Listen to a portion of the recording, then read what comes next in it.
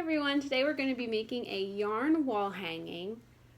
We are using yarn or embroidery floss or any other string you might have, making tassels and hanging them for your wall hanging. So one of the first things you need to decide is what you want your wall hanging to look like. Do you want everything to be horizontally equal? Do you want a V? The one I showed you had a double V, but you could have a slant. You could design it however you want. I am using a dowel, but if you don't have a dowel, you could use a chopstick. You could even actually use a branch from outside, give it a little rustic look. But this is basically what our tassels will hang from. Using the piece of paper is very helpful to plan out the lengths of each string. So I kind of eyeballed how long I wanted my longest row to go and then kind of incrementally changed the length of my yarn. Planning it out, if I have my middle hanging at 10, or excuse me, at 12, then I'll have 10, 8, 6, 4, and then I'll duplicate that going up on the other side. That just kind of helps me keep everything straight, all the numbers, because your first step before you make the tassels is to make the strings that it hangs from, because you'll need that to tie the top of your tassel. So I'm going to demonstrate using my 6-inch layer, and I'm going to measure out 6, and then I'm going to double it, so 6 again. So basically this will be the length, but then I'm going to give an extra about 3 inches or so in order to tie my knot and not have to fuss with the yarn too much. Okay, so this is going to be my top string where my tassel will hang down from. So I'm going to take my 2 ends and tie it. So there's about 1.5 inches left, because remember I did my 3 extra inches for my knot. And it doesn't have to be perfect, it just helps to be consistent with each layer to kind of get whatever design or shape you're looking for.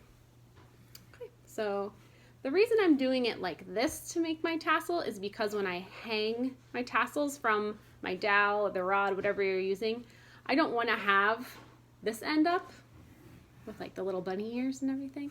I'm going to do a loop through to kind of make it look a little bit neater. So the next thing we'll talk about is how to make a tassel. To help with making the tassels, I like to use a little cardboard template here, just any piece of cardboard. This is a little battered from making all the tassels before, but basically whatever length your template is, that's how long your tassel will be. And the more you wind around or the wider you go, the thicker your tassel will be. I don't really keep track that closely of how many loops around. I just kind of eyeball it because it's kind of a messy look anyway, but you can obviously be as exact as you would like to be. So you'll just start with your string hanging down and wrap. So we'll wrap it around. Trying to keep my cardboard from puckering and moving too much. Wrap. All right, that's probably plenty. Take your scissors, give it a little snip. So now, for cardboard, you have it wrapped like this. Now the notch in the middle, there's not really, you do want it higher, about 2/3 from the bottom up, because it's what's the area where the tassel will be pinched together. And then you also want to make sure there's space to kind of, sneak it through there. That's the purpose of that little notch. So snip this. Again, I don't have a specific length for this piece, just long enough that you're able to tie it. important because you can always cut it shorter. Okay, give it a nice tight double knot. Okay, and it'll look like this. From here, I'm going to take my scissors and kind of stick my scissors in between and snip this bottom part of the loop. Just get in here. It's very satisfying.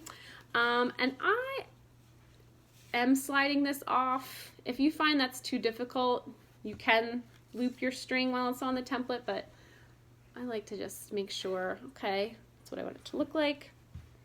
And I'm going to go back to the piece that I made before for my top loop. And this is the part, it's a little tricky, but I think it's worth it in the long run to not have your tails at the top.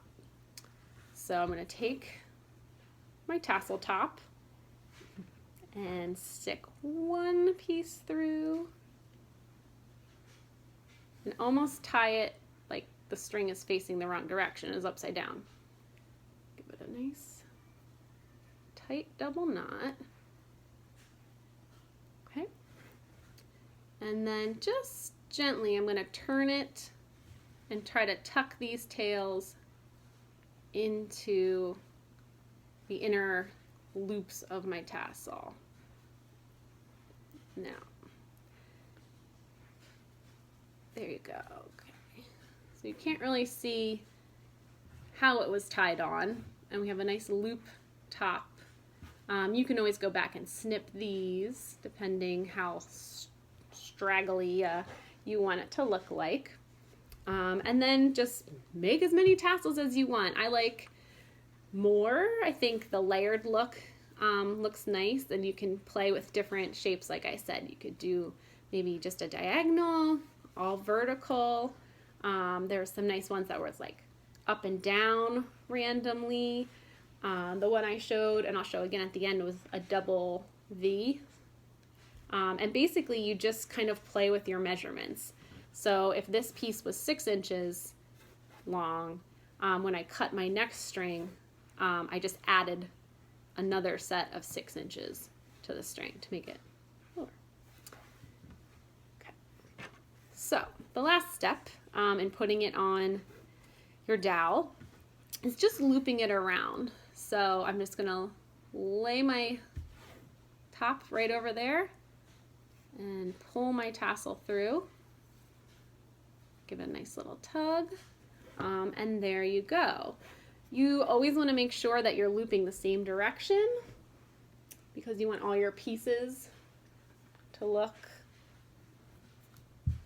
similar.